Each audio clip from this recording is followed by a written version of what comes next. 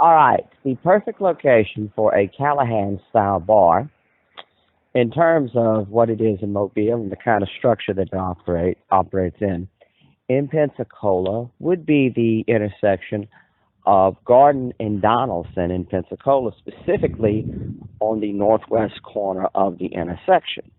And I am going to include a picture of this bar, of this location. The property, the technical title of the property, I believe, would be 700 West Garden. And the reason why is that this is a house that you can tell they added onto it and turned it into some kind of business.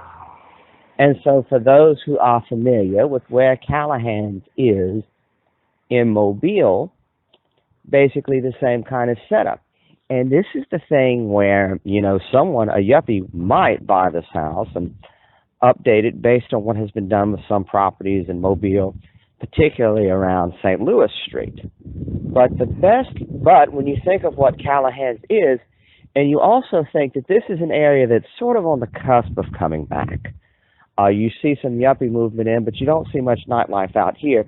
If you want to extend nightlife, if you want to really get people active in this part of the city, because I'm currently walking the lot at this time, you walk past the house and you see that this seems to be like one of the older residences on Garden, but you walk the perimeter of the property, because I'm here right now at Garden and Donelson. It's about 3:14 a.m. on February 9th, 2020. This would have been my grandmother's 88th birthday. Her mother made it to 88, but you see that there's a parking space in the back. You also see places that they could fence in and have an outdoor smoking area, perhaps even with awnings over it, so when it rains, because there are people in the city who do smoke. And it is thought in Florida that you cannot smoke in bars. That's actually incorrect. That's generally true, but some bars have been able to get an exception. There's one on Davis Highway in Ferry Pass, right by Homestay Lodge that I used to stay at, and they are right there by the University of West Florida, and you can smoke inside there. There are a number of bars in Escambia County where you can still smoke inside. Not the ones downtown generally, though there are exceptions to even that. But certainly a lot of the other bars more in the perimeter of Escambia County actually do still permit smoking. The key thing is that to permit smoking, I think it has something to do with what you sell as food. And as long as you don't do something or the other, you can permit smoking. I do think we need to start permitting cannabis lounges. We need to start permitting cigar bars, but we need to also start permitting cannabis lounges. And another idea that I have for this site, and I just want to lay this out, is, and this is the idea I have for this site, would be to turn this into a cannabis lounge, into a medical cannabis lounge. You would have to sign a club and be a use, but the thing is that a lot of people who can get the medical cannabis card, right now in Florida, you can't really say smoke weed on a balcony legally. You can still get harassed. But to have these sort of medical cannabis lounges where people could socialize and things like that, I think could be useful. And this site at Garden and Donelson would really be a perfect site for that too. And we have on the other side of Garden and Donelson, because I'm looking at the railroad locomotive that says 1355 at this time. You have on the other side of Garden and Donelson this building that says ADT. It seems like it might be a business. I don't think this is a residence. Something can be done with that too, and you can tell that this is a converted old homestead too, as this used to be a residential area. And if you want to talk about going into Brownsville, and I want to take this time to segue on going into Brownsville.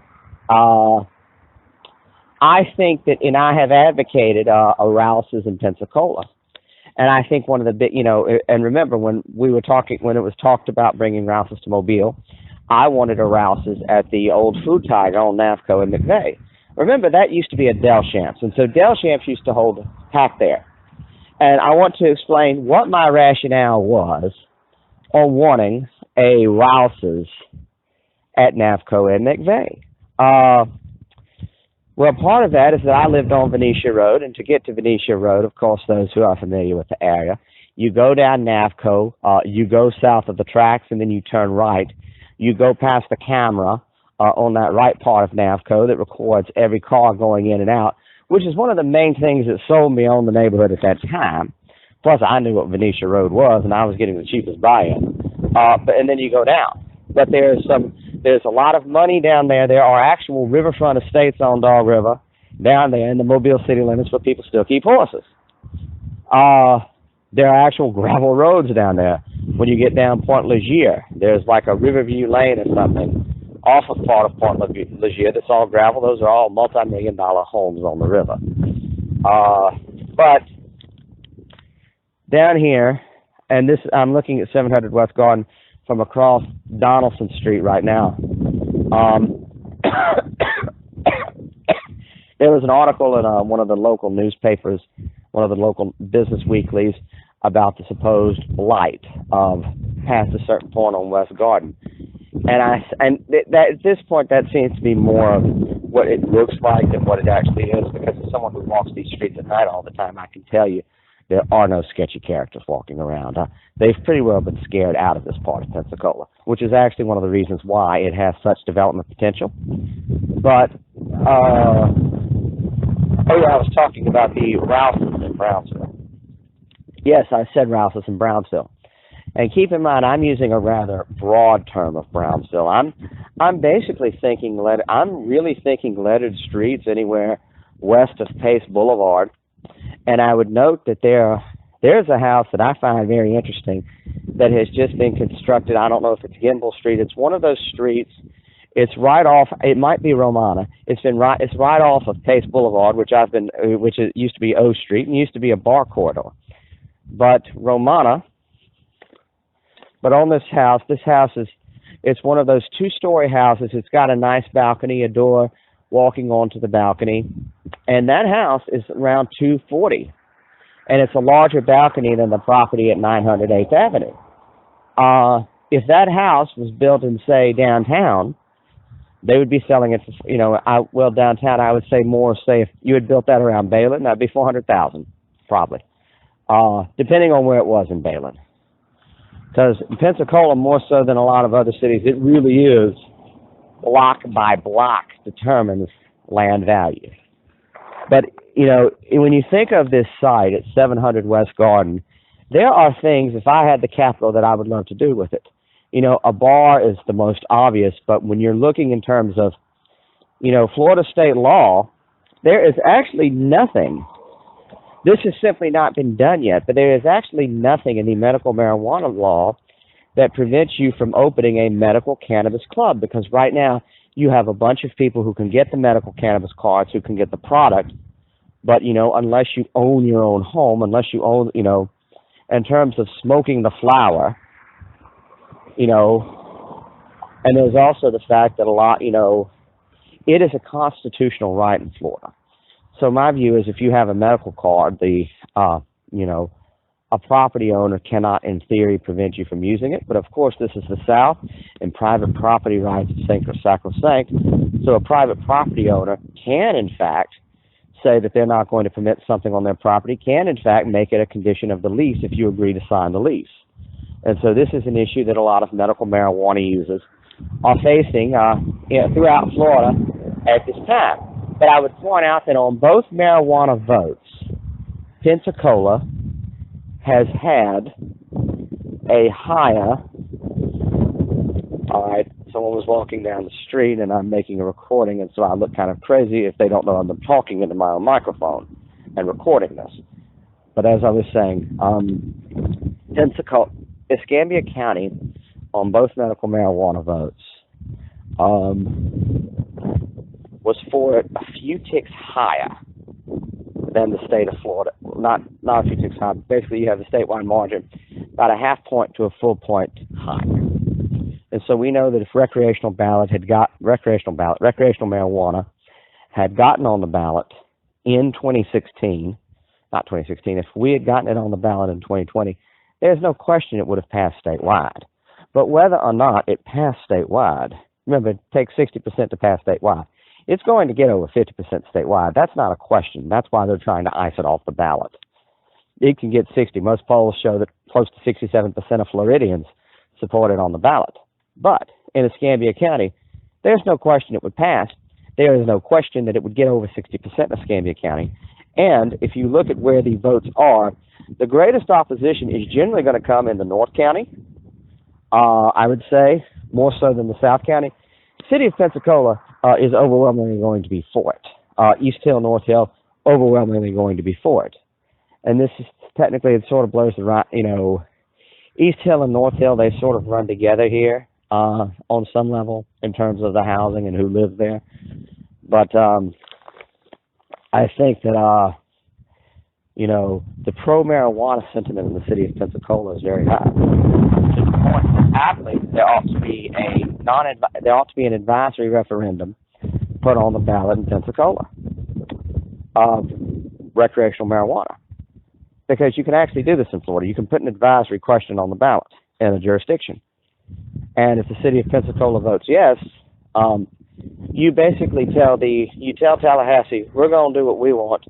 Y'all can go to hell if you want. And you can start regulating it. And I would advise this for a lot of charter counties and larger municipalities in the state because, the fact is the people want it. But the key thing here, and I will explain later why I think it will help tourism. But I won't keep this short. And the main purpose of this was to specifically discuss the intersection of Garden and Donelson, particularly this lot here of 700 West Garden, which is the building that I'm looking at now. And then I look across the street on the Garden. You see a lot of older houses that really have not been renovated to their prime. And there's one particular structure that I look at across the street that you can tell they've not furnished it at all. The boards, the paint's peeling, but that building can become something. And in terms of attracting, and in Pensacola, the difference between Pensacola and Mobile and New Orleans is that a lot of the smaller historic homes, they get torn down. The larger ones are the ones that tend to survive. But of course, Pensacola had a different historic development pattern because Pensacola was basically a complete backwater, really until after Governor Drew took office, and this became a lumber port. But of course, what happened when this became a lumber port is that all the trees around here and in this region and east of here were cut down to the point that when Bob Sykes first came to Florida, and even before that, when Alfred DuPont and Edward Ball came to Florida, the one thing they noticed was how the countryside had been completely despoiled. And that's because of the techniques they used to log timber. But that was really in the case of 40, you're basically talking about really 40 years. Most of the forests out here were cut down. They would cut down and they would ship the lumber out of Pensacola. And that is what built most of the fine houses of North Hill.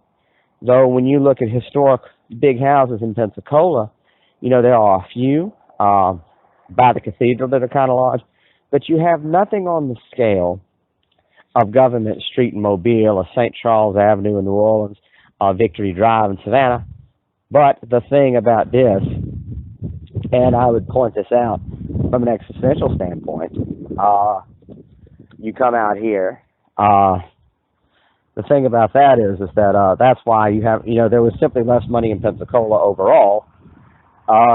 It was a different, you had all the money in this town came from timber. This was never a big cotton port, and so in each city you adapt this urban scape. I'm going to cut this off because I'm coming close to 15 minutes now. The topics I want to cover tonight. I'm going to record a number of these talks and try and put it on my YouTube. But the important thing is I'm going to take a picture of this site and walk home because I got to eat my breakfast. I walked into the Circle K and I was trying to make $2. I was trying to make enough change so that I could have 85 cents to get on the bus tomorrow morning.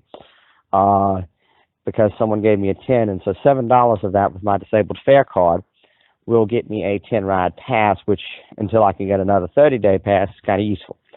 But at this time, I'm going to cut off and take my picture and go. Bye.